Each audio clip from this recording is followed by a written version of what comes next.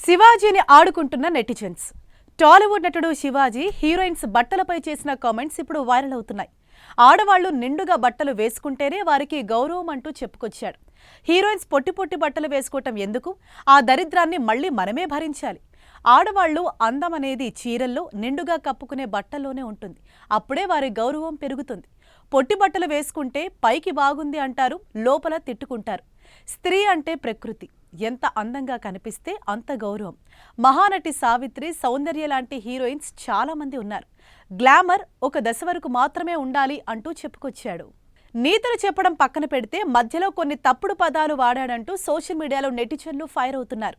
Shivaji comments పై singer Chinmayi స్పందించింది. హీరోయిన్లకి శివాజీ అనవసరపు సలహాలు ఇస్తున్నాడు, కామాంధలు వాడే పదాలు వాడాడు. ఈ మధ్య వచ్చిన సినిమాలో విలన్ రోల్ చేసిన శివాజీ కామాంధలకు హీరో అయ్యాడు.